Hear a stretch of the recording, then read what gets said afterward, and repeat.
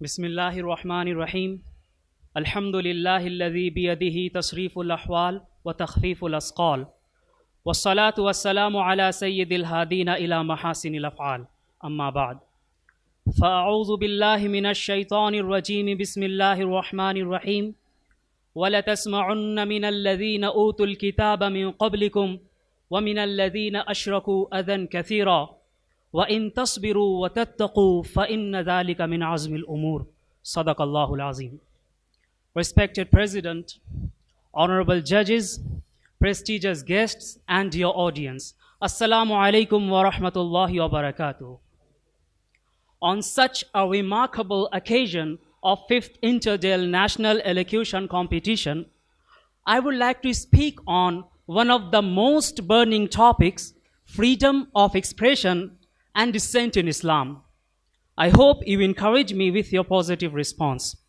Dear audience, coming to the topic, in light of the events taking place during the present and past few years, notably the publication of the cartoons in Denmark caricaturing the Holy Prophet Muhammad sallallahu alaihi wasallam, and the dismissed criminal prosecution for apostasy in Afghanistan, blasphemy in Pakistan, and a case in question being the death sentence issued against a Christian Pakistani Asia Bibi for allegedly insulting Islam, I will discuss freedom of conscience within the context of the Islamic legal view, where I will discuss the issue of blasphemy and the issue of apostasy.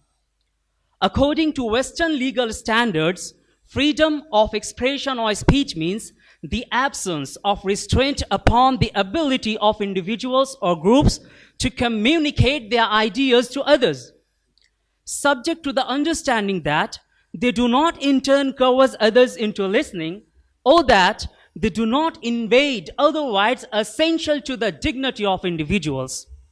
This is similar to the definition mentioned in the Holy Quran.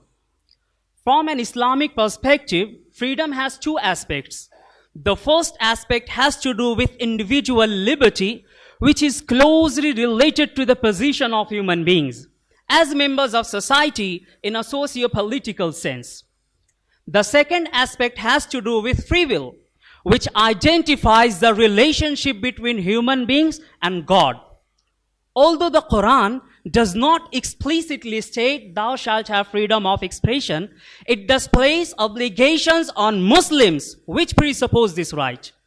According to the Quran, the ultimate goal of all speech is to promote the discovery of truth and to uphold human dignity.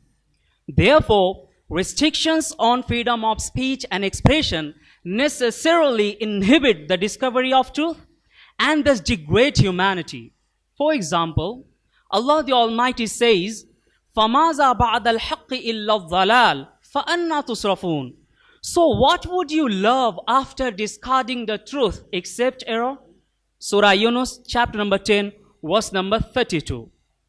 This verse signifies the one major restriction on freedom of speech, namely when it is unseemly.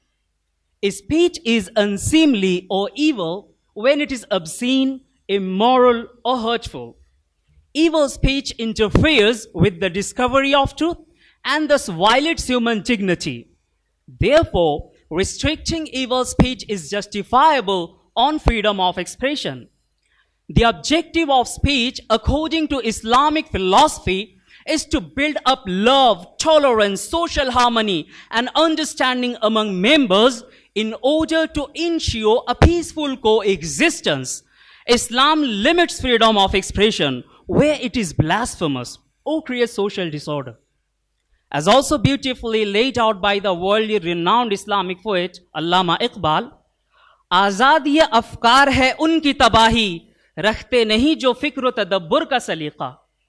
हो फिक्र अगर खाम तो आज़ादी अफ़कार इंसान को हैवान बनाने का तरीका. Islam also instructs us as to the manner of how to exercise one's freedom of expression and speech. The Holy Quran says, وَقُولُوا لِلنَّاسِ حُسْنًا, and speak to men kindly. Surah Al-Baqarah, chapter number 2, verse number 83. Dear dignitaries, Blasphemy in Islam is defined nowadays as contemptuous hostile statements against either the fundamentals of Islam, against Allah, the personality of the Holy Prophet Muhammad sallallahu alaihi wasallam, or any other prophet, or anything sacred in Islam. Such statements being made with the intention to offend the sensibilities of Muslims. Undoubtedly, blasphemy is considered an offense in Islam, either committed by a Muslim or a non-Muslim.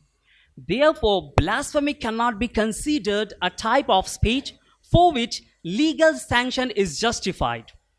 Although it is an offense according to the Holy Quran, it is not an offense for the purposes of criminal law, as it is a matter for God and God alone to deal with. The Holy Quran states in chapter number 3, verse number 186, "And you shall surely hear many hurtful things from those who were given the book before you, and from those who set up equals to God. But if you show fortitude and act righteously, that indeed is a matter of strong determination." Dear visionaries, instead of engaging in protests or staging violence, we as the Muslim community should remain mindful of its obligations regarding Hisbah and Nasiha. While Islamic law forbids hurtful or blasphemous speech, it does not mete out any criminal punishment for it.